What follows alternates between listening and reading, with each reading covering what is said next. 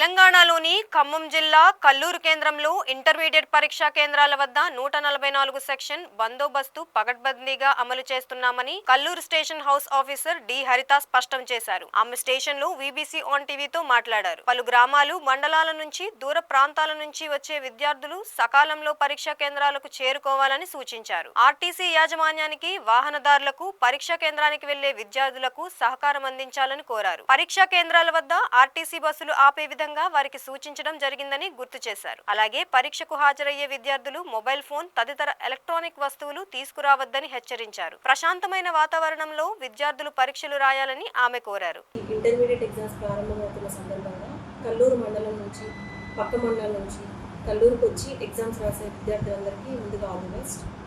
రేపు మీకు ఏదైతే హాల్ టికెట్లో ఒక టైం టేబుల్ అది చెప్పి ఈ టైం వరకు ఉండాలని చెప్పారో ఆ సమయపాలన అనేది ప్రాపర్గా ఫాలో అవ్వండి.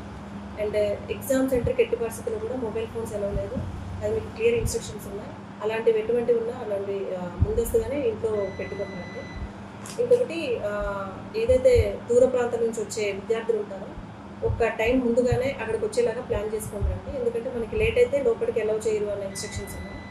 దీనికి నార్మల్ వేరే వాళ్ళు కావచ్చు, మన గ్రామస్తు, మన మండలం వాళ్ళు కావచ్చు, వేరే వాళ్ళు కావచ్చు, ఎవరైనా పిల్లలు ఇట్లా లేట్ మినిట్లో వచ్చేటప్పుడు ఏమైనా వాళ్ళకి ఇబ్బంది అయినా వాళ్ళకి లిఫ్ట్ ఇవ్వడం కానీ అలాంటివి ఇవ్వడం, ప్లస్ మాకేమైనా ఇంటిమేషన్ ఇస్తే మేము కూడా వాళ్ళని ఎగ్జామ్ సెంటర్కి చేర్చవేయడం, ఇలాంటివి చేస్తాము. అలానే ఆర్టీసీ వాళ్ళకి కూడా చెప్పడం జరిగింది. ఎస్పెషల్లీ పిల్లల కోసం అక్కడ స్టాప్ దగ్గర బస్సు ఆపించమని వాళ్ళకి చెప్పడం కూడా జరిగింది.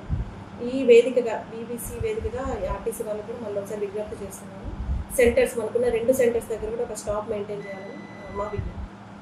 And finally once again all the best to attending the intermediate exams.